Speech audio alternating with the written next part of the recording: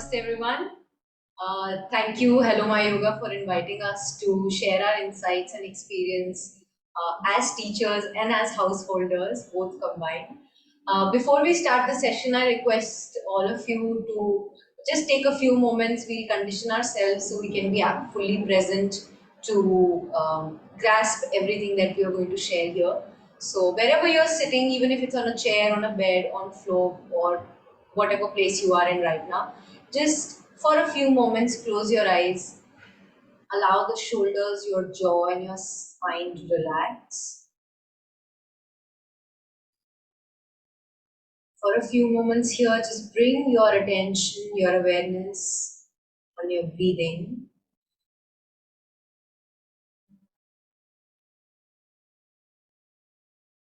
Without trying to change the flow of your breath, let it flow freely.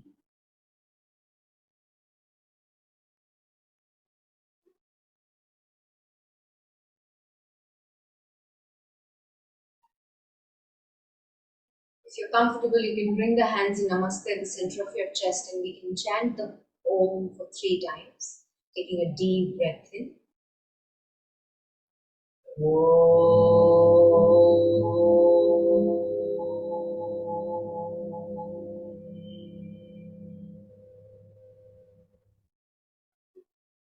Inhale.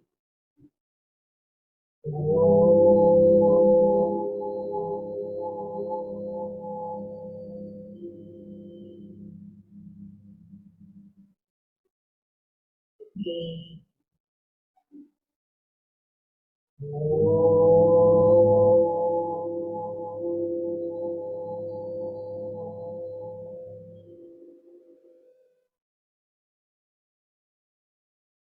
Relax your hands back and do a few gentle blinks. Open your eyes. Everyone. Okay. So before we start, just to let everyone know that my throat is not in a good place. So apologies for the voice if it's very faint. Now, we all know yoga as a self-development tool, self-growth tool that can really take your personality to a different level altogether, which helps you interact with your everyday world in a much more harmonious, much more peaceful way.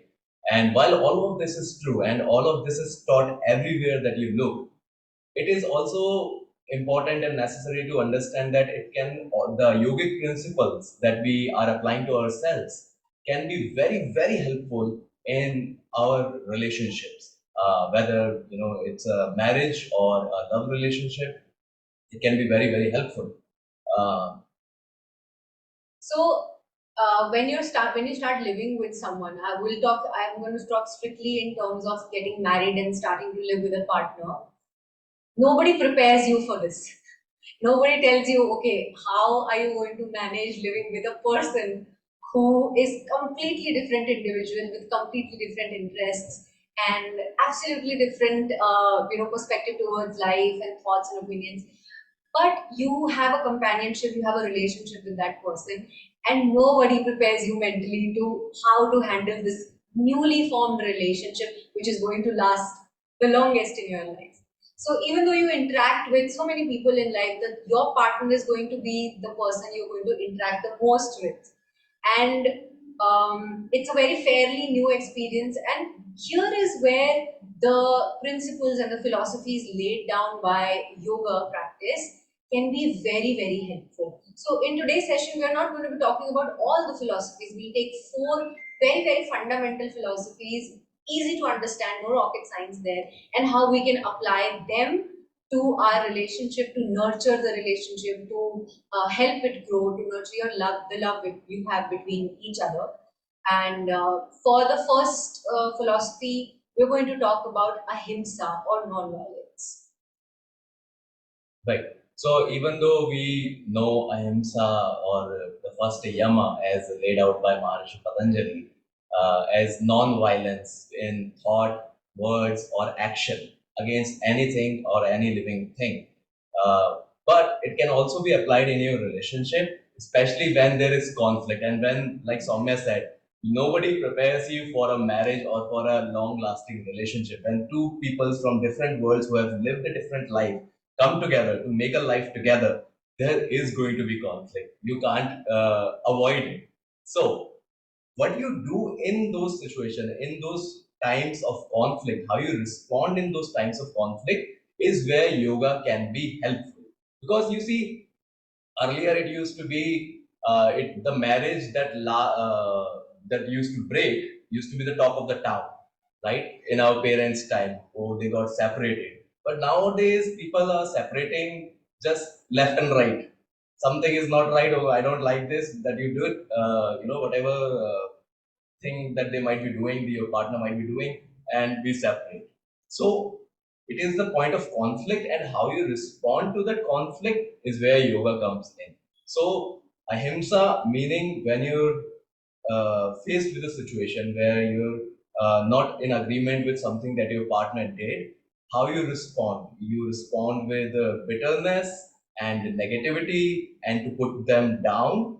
Then, of course, it's going to continue building up into a sour relationship, which eventually is not going to work. So, when you live the yogic philosophy of ahimsa, you try to see where that person is coming from. You try to be sweet, you try to be gentle and kind and compassionate, and try to make them understand like why this thing has hurt you. Yeah, so adding to what he said, that ahimsa basically in your relationship, how do you apply that? Being compassionate, being empathetic towards the other person. Conflict is inevitable, whether you are living with your partner or with your parents.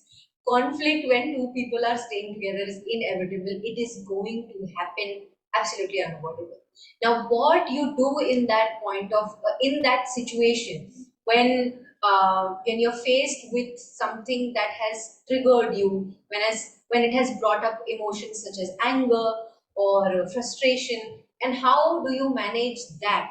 That will form that will be a very turning point of your relationship, because difficult situations and how you come together to solve them will actually affect the future of your relationship as well. Now, as you said, that when you're faced with something that you don't agree with your partner, you as kindly as possible, as politely as possible, you make them understand your point of view. You listen to their point of view. You try to listen without judgment and without being defensive, without coming from a place of ego.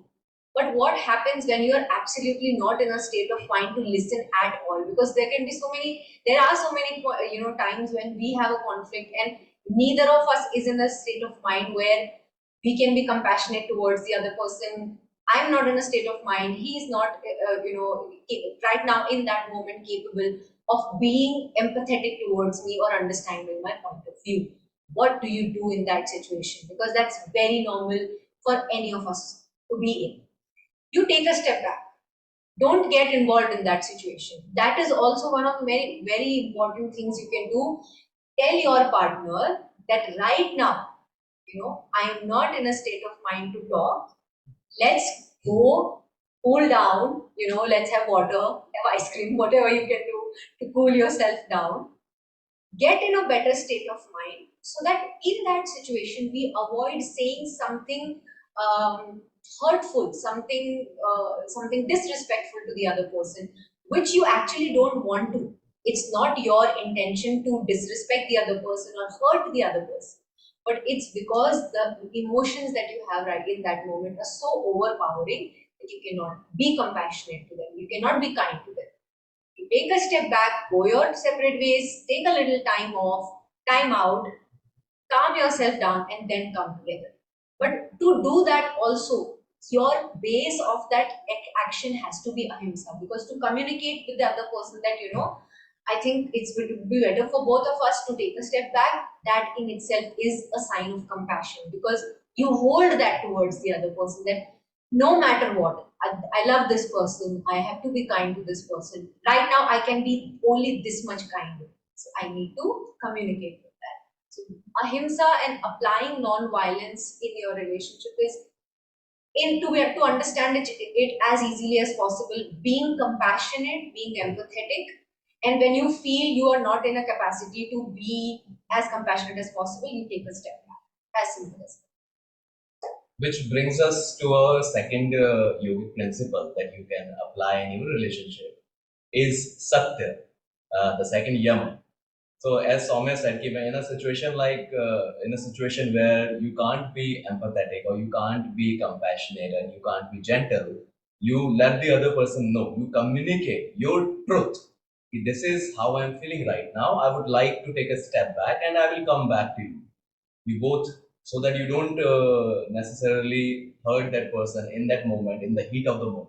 So it's important to take a step back, but it's also important to speak your truth and be your authentic self in your relationship, because oftentimes we try to change ourselves. Okay, my partner has been complaining about a certain thing. Of course there are things that can be changed, which are very little things, daily habits or something like that. But then there is your authentic self. There are things that are your core values that you can't change. But what happens in modern relationships, and what we have also experienced in our relationships, is trying to change ourselves too much for the other person, which doesn't end in a good way. Because you every day know when you're facing yourself in the mirror, you know you're not being your authentic self, you're not showing up in your relationship, in your life as who you truly are. You're changing yourself.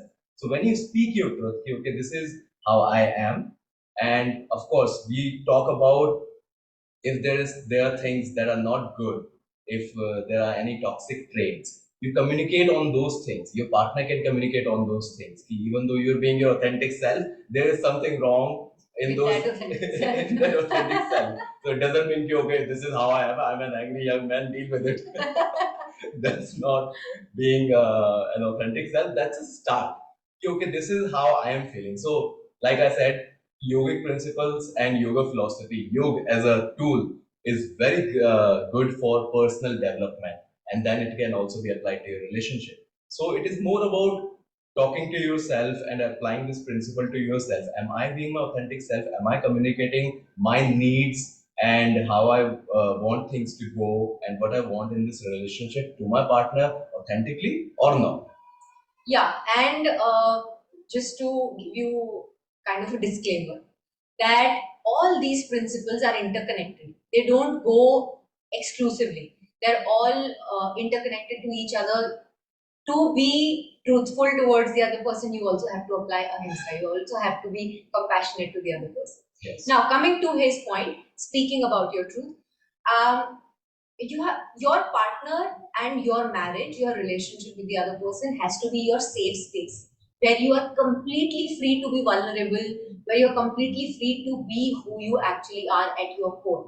As he rightly said that there can be a few things that few patterns that are not really good for either of us. So you change them and you learn from the other person that okay, me being like this might be working up until now, but now that I have a responsibility towards my partner. I need to change this. That's completely understandable.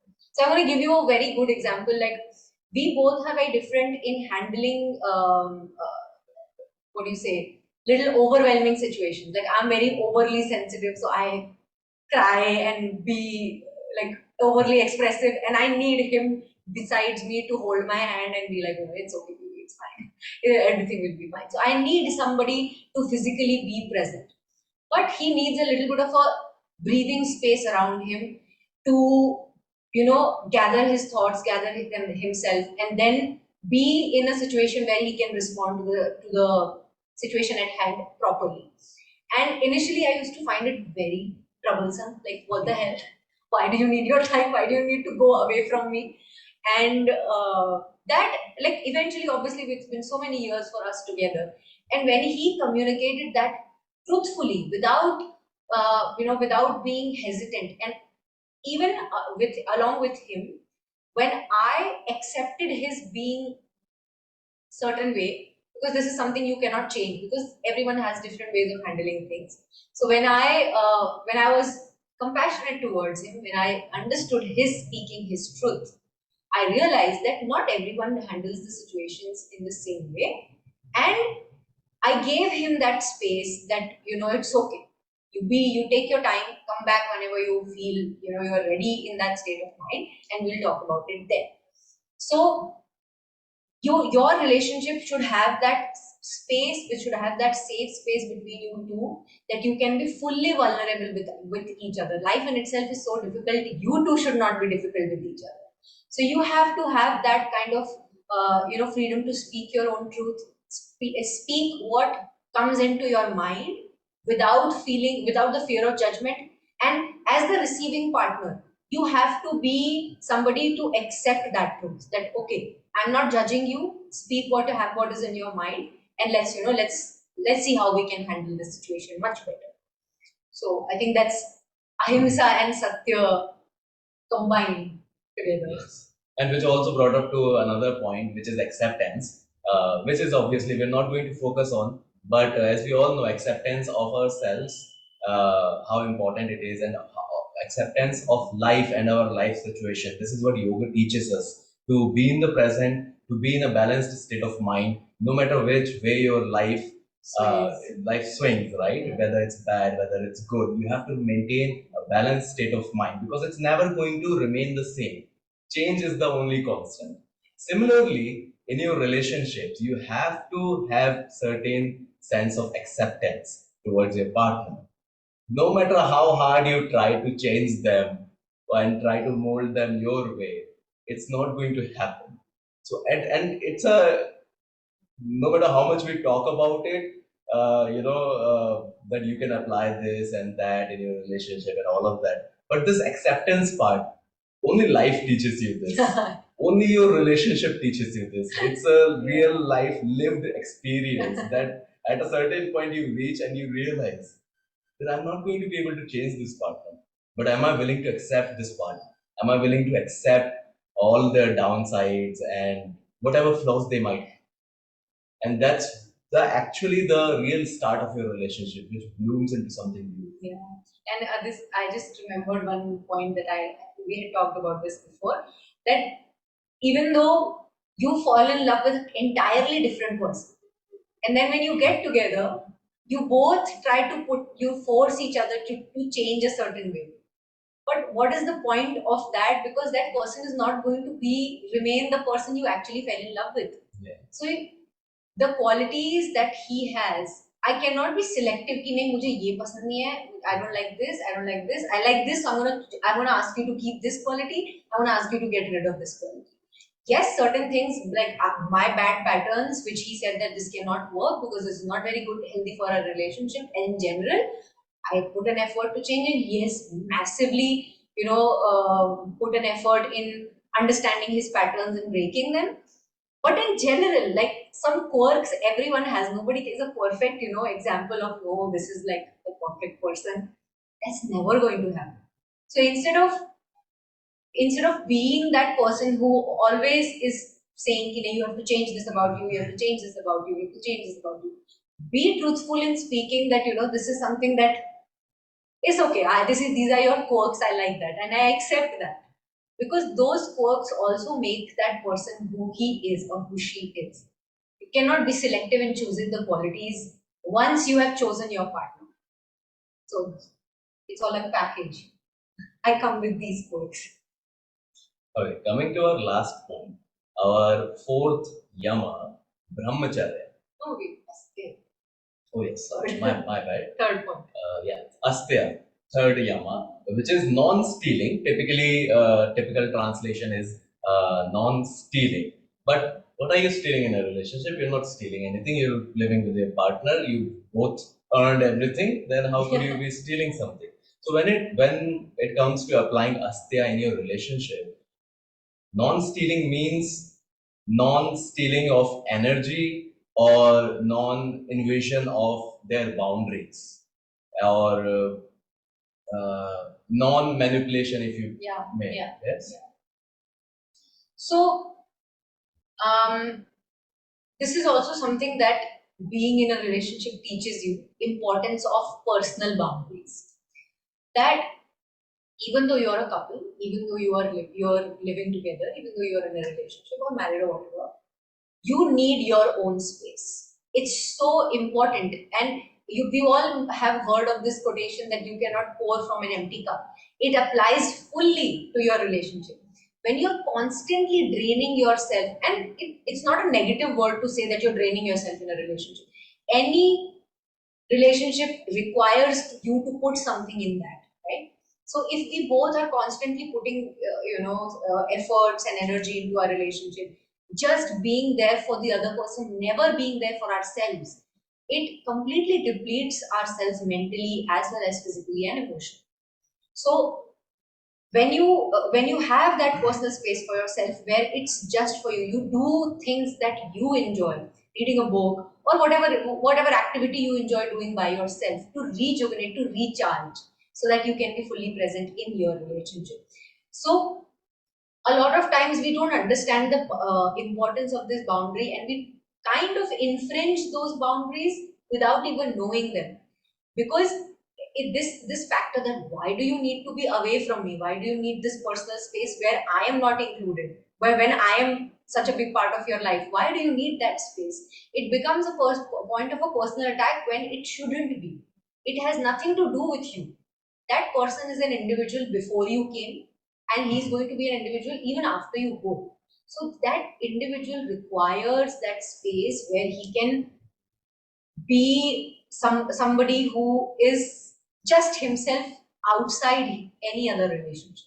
So he can do what he enjoys doing. Like both of us are so different in these ways. He enjoys playing video games. That's his time. And I don't. I used to get super mad. Like, what is this playing video games? So for so long. And I enjoy reading a book. And I enjoy going for a walk. I enjoy binging on shows and everything sometimes. So this is our personal space, and we enjoy doing that, because when we have done that activity, when we come together, it is such a fulfilling feeling that I'm here fully present for you. I'm here fully, available for you, for your needs, for as a partner towards you. But that's only possible when you give yourself that space, you give yourself that boundary to recharge yourself, to rejuvenate yourself. So how do you apply a stay here? You apply in a way that when he's communicating, when he's speaking his truth, I need time by myself. I don't infringe on that. I don't steal away that time. I don't manipulate him into thinking that he's doing something wrong by wanting time by himself. I don't do that. And I shouldn't be doing that, because that's stealing his peace away. Not just his time, not just his boundary, his mental peace also.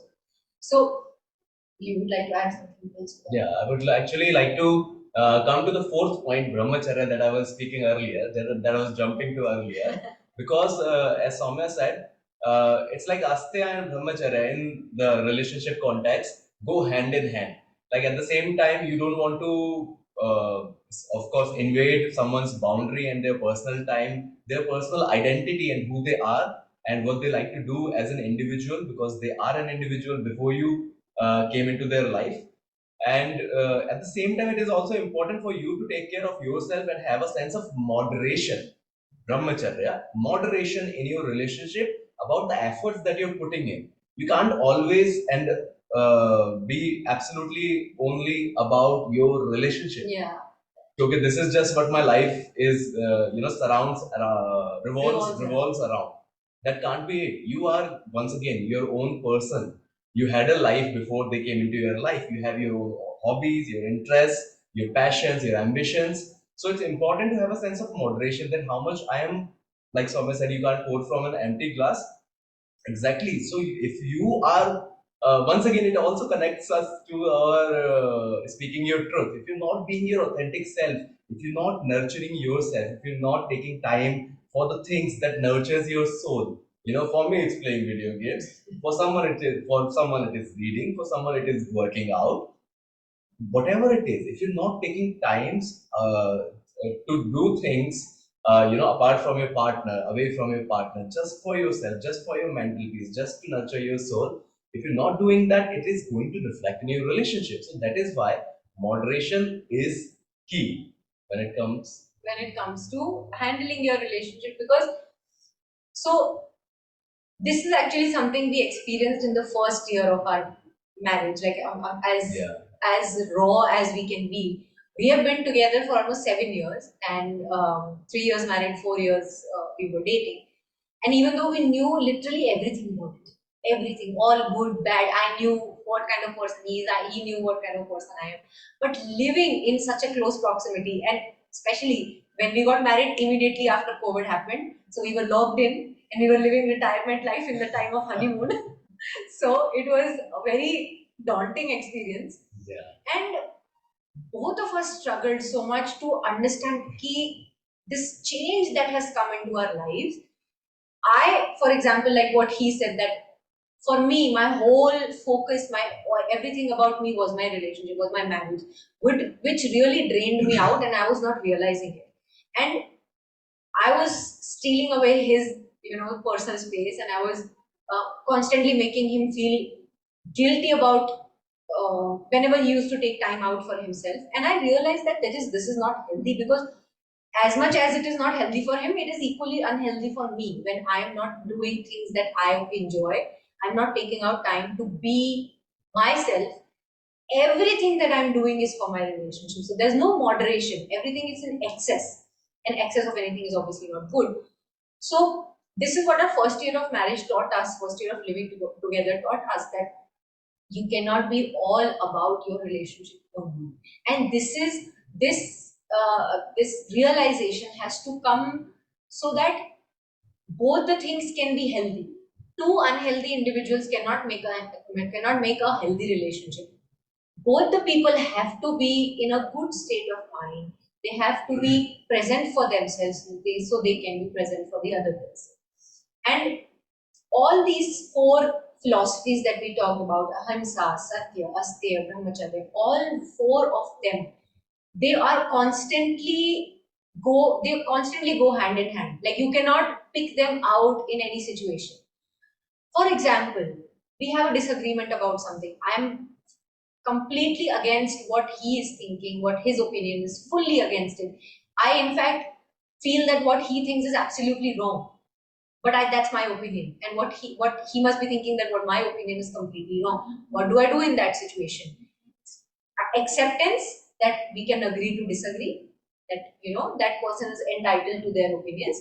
Compassionate, that even though I don't agree with you, I don't disrespect you, I don't look down upon you, and I don't say harsh words or disrespectful words, neither does he. So we, in that situation, we like, okay, that's your opinion, that's my opinion, completely different, we don't need to disrespect each other. Satya, because we are very hesitant in speaking things in front of other people, that should not be the case between your partner and you.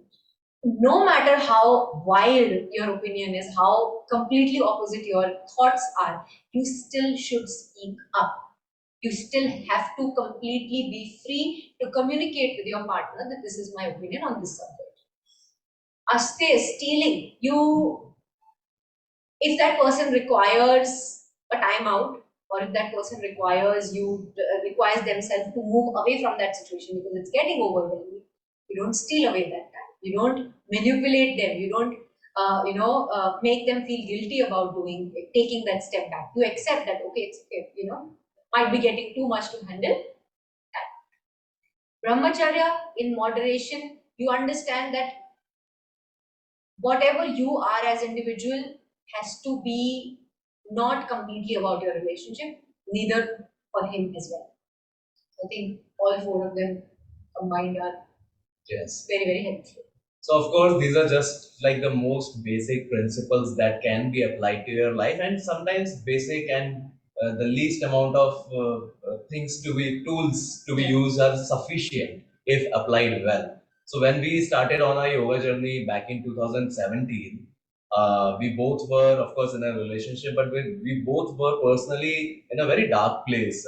We were fighting our own battles in our mind, in our life, in our personal lives, apart from each other, and which, of course, reflected into the relationship. But when we embarked on the yoga journey, and it really helped us become our authentic self and communicate better and apply all these yogic principles first to ourselves and then to our relationship, it really helped us transition into that married phase much more smoothly than otherwise. If we wouldn't have embarked on this yoga journey, if we were not practicing the yogic principles, I think life would have been very, very difficult.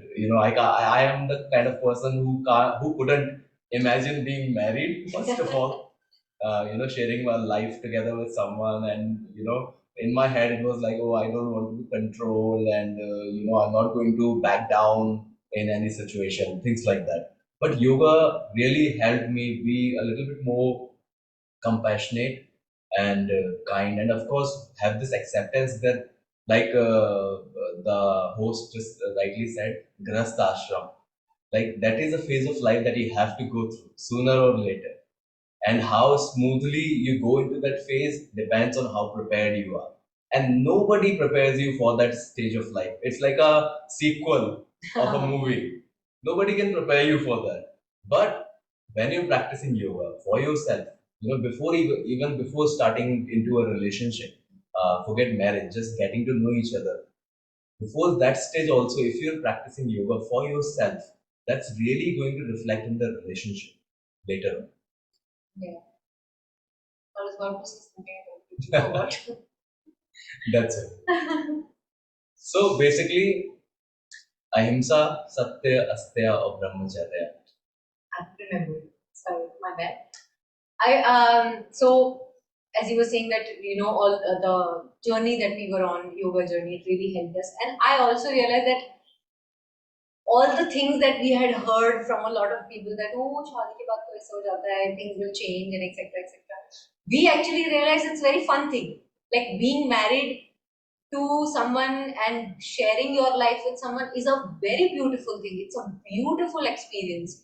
You just know how you should know how to handle these situations. You should know when to be compassionate, when to be there for yourself or for your partner, where to be a little bit more, little bit kinder, and take a little step back and be like, okay, right now that person is not able to put in his 50% or her 50%, is able to put only 30%. So let me put the 70. Let me put a little bit extra.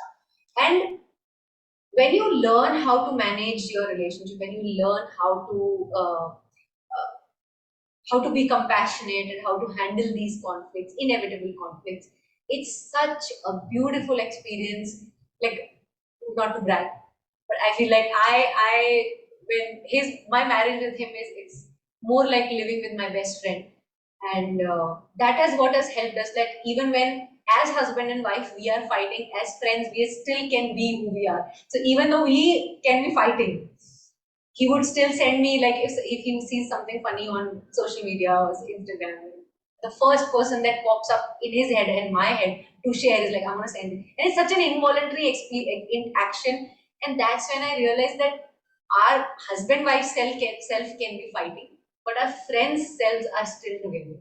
And that's what helps us be more compassionate towards each other, more kind towards each other.